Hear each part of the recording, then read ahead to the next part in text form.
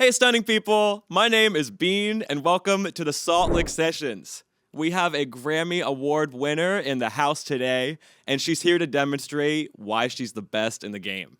This is Sarah Jarosz.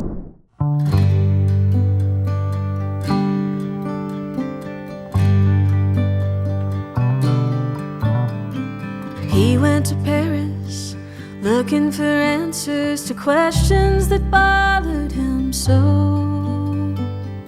He was impressive, young and aggressive, saving the world on his own.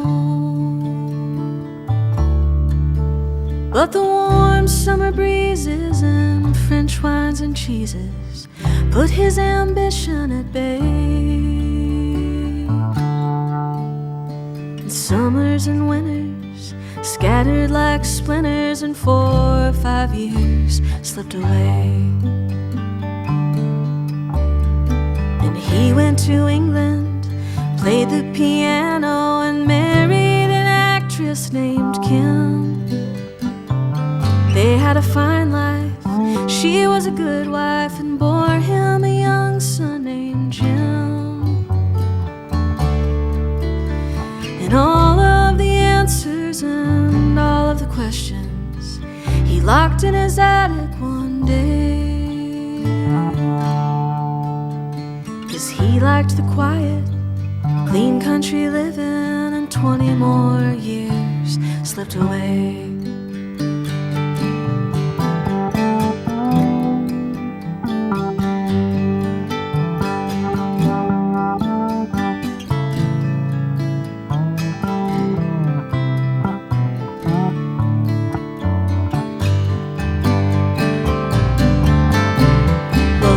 Took his baby, the bombs killed his lady, and left him with only one eye. His body was battered, his whole world was shattered, and all he could do was just cry. While the tears were falling and he was recalling answers that he never found. So he hopped on a freighter, skidded the ocean, and left England without a sound.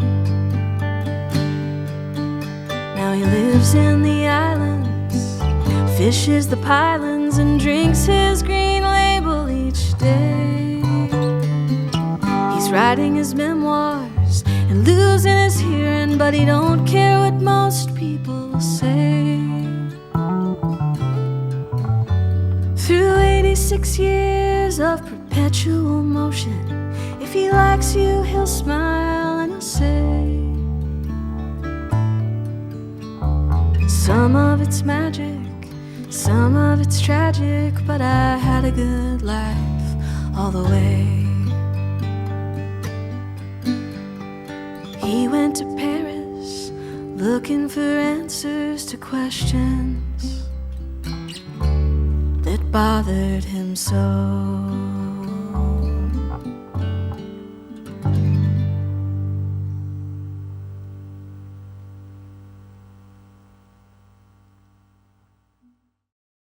Hi, Sarah. Hello. How are you doing? Good. How are you? I'm good. I'm having a great day. Good. It's wonderful to hear you do what you do. Thank you very much. Yeah, of course, of course. Like we said just a second ago off camera, I was introduced to you with your song Up in the Clouds. And yeah, I'm just a fan. Thank you so much. Yeah, I'm trying to not shake. We'll see. I don't know if it's the caffeine or the nerves. We'll see. It's a little bit of both. Where are you from? I am from near Austin, Texas. I was born in Austin and grew up in a small town called Wimberley, which is just south of Austin. My family's still there. It was a very amazing place to grow up. I mean, had a, for all the small towns in Texas, it had a very cool artistic community. And I got really, really fortunate that there were tons of amazing musicians there, and just kind of started playing around town, and eventually, because of the proximity to Austin, playing shows in Austin as well throughout my teens. Yeah. Do you come from a musical family? Yes.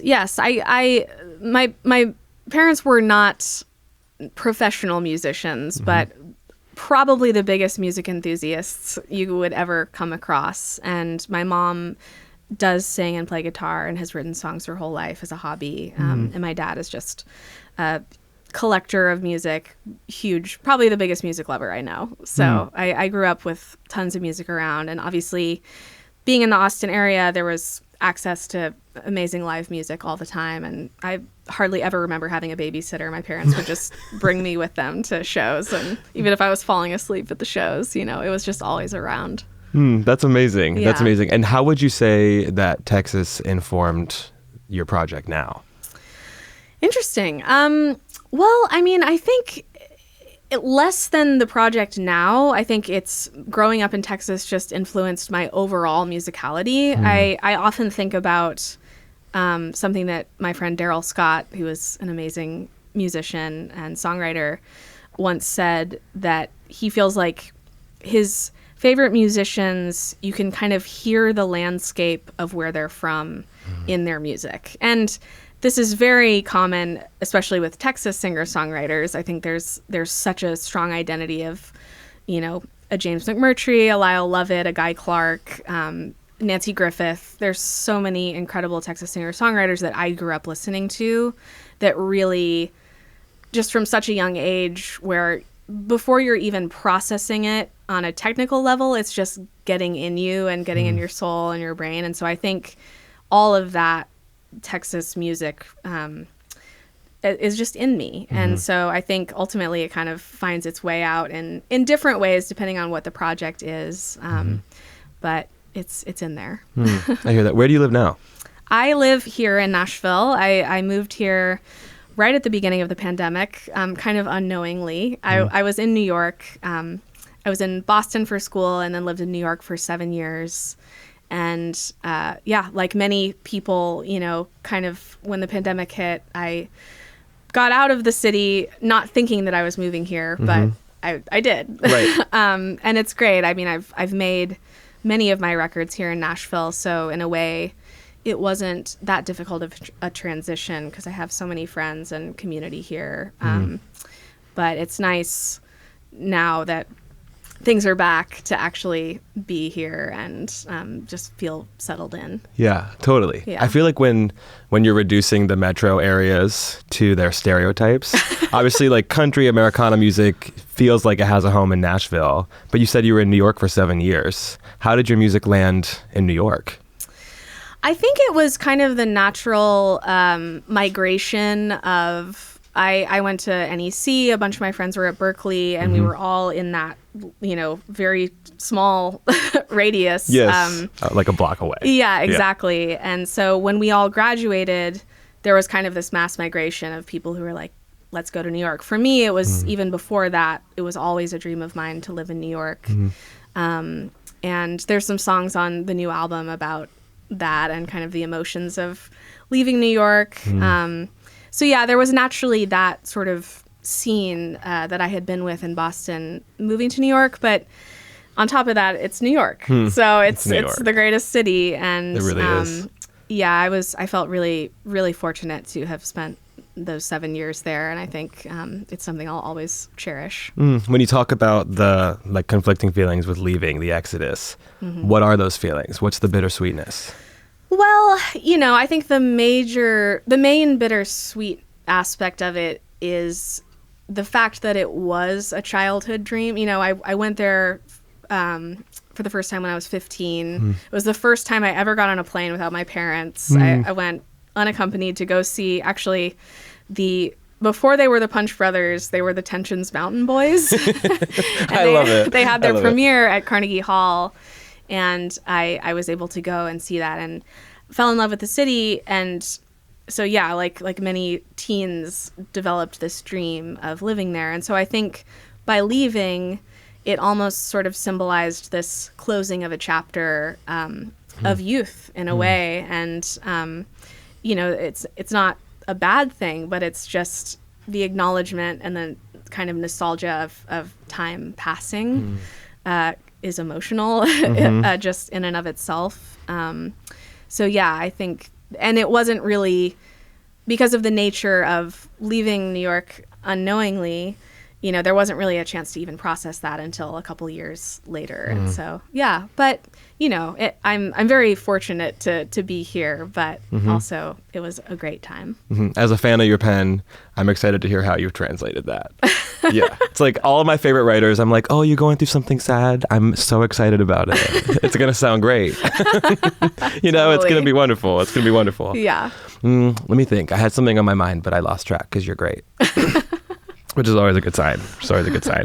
Obviously, Grammys to musicians, the Grammys and getting a Grammy and being in that world feels like a ceiling, or at least a huge goal for people. What is it like on the other side of that? What are the goals that come after that happens?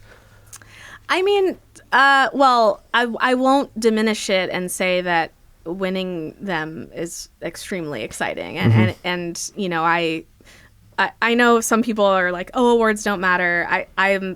I would be lying if I didn't say that, like, from the time that I was a little girl watching the Grammys on TV and thinking like, oh, maybe someday, so I feel like, yeah, I have to be honest with myself, and that was a very real dream, and it still is, like, but I think to me now at this point, success is getting to keep going, is getting to keep creating, and that's ultimately, I'm happy if I can be in the studio, like be on a stage. That is the privilege ultimately to just have the opportunities to keep going. And like something that I think about a lot is that if it's going well, if you don't reach the finish line in a way, it's like if you just can continue to seek new things and kind of always be in that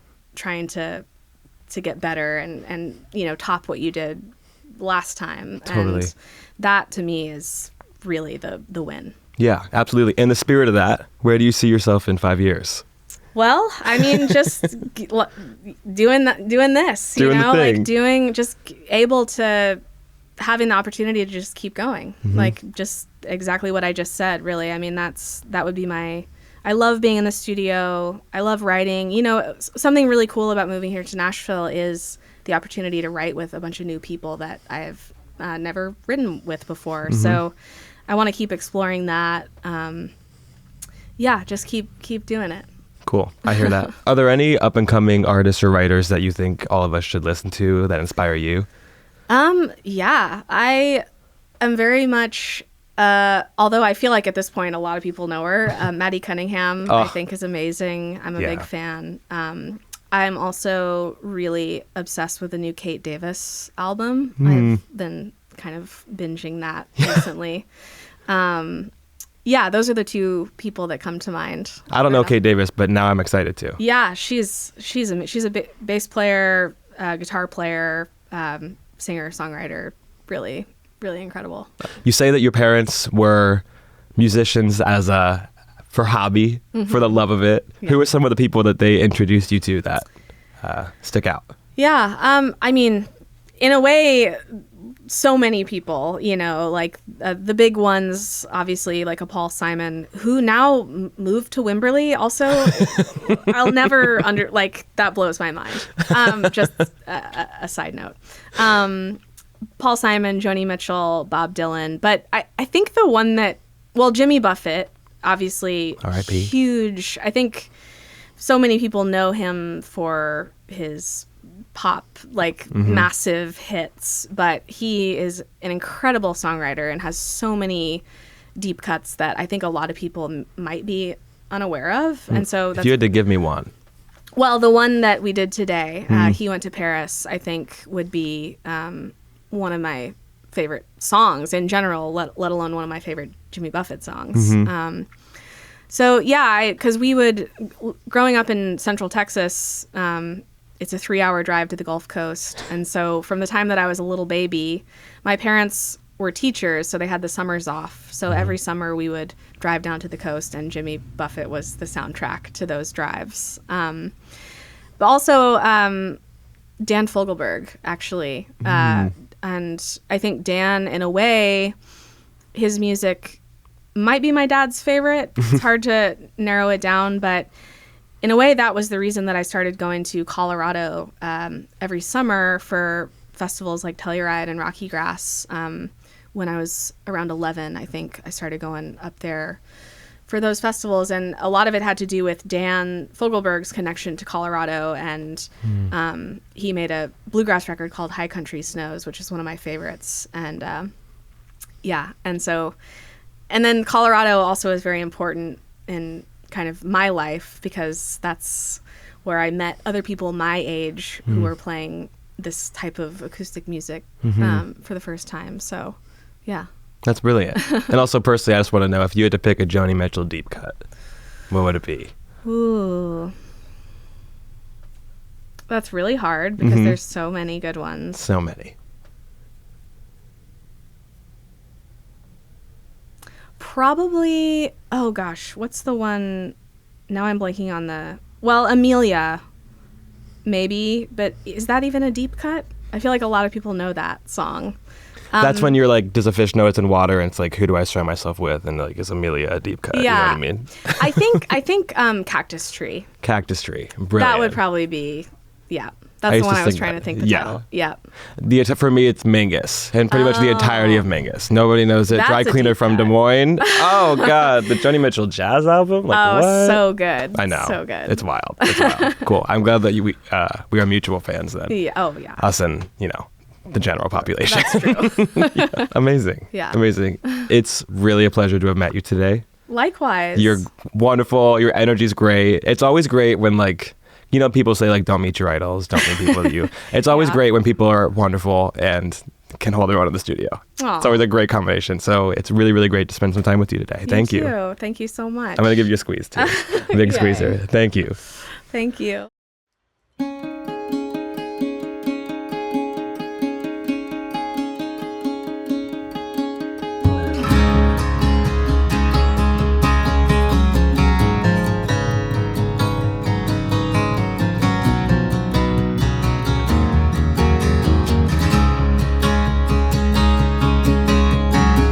Standing out in the summer lawn, queen bee buzzing round my right arm. Wonder how she keeps her kingdom spinning. Talk is cheap, rumors travel. Now I can't sleep, my heart's unraveled. Thought I knew the truth, now I'm not so sure. Here we are, under a heartbreak sky. Baby, I don't know why I flew away too soon. I can't help tears burning in my eyes. Leave me alone to fly under a jealous moon. Sun burns out at the end of the day. Words get lost on the edge of a wave. Even if I can't hear you, I'll keep listening. Bitter pills, water and whiskey, I drink my fill. I know you miss me, I still hear your voice in everything I do. Here we are, under a heartbreak sky. Baby, I don't know why I flew away too soon. I can't help tears burning in my eyes. Leave me alone to fly under a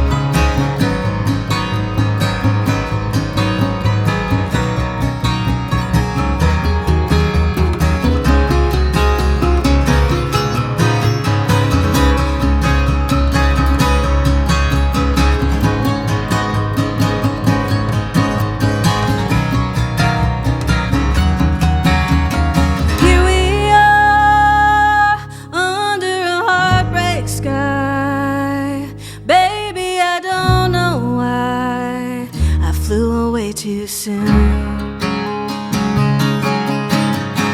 I can't help tears burning in my eyes. Leave me alone to fly under a jealous moon. Leave me alone to fly under a jealous moon. Leave me alone to fly.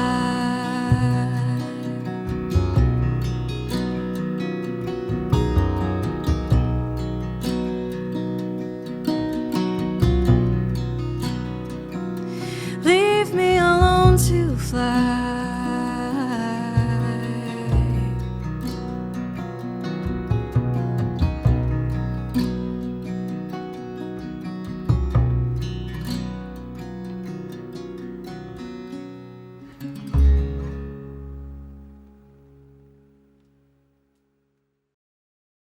Hey, stunning people, thank you for watching and supporting us artists. The #1 way you can help is to like, subscribe, and leave a comment.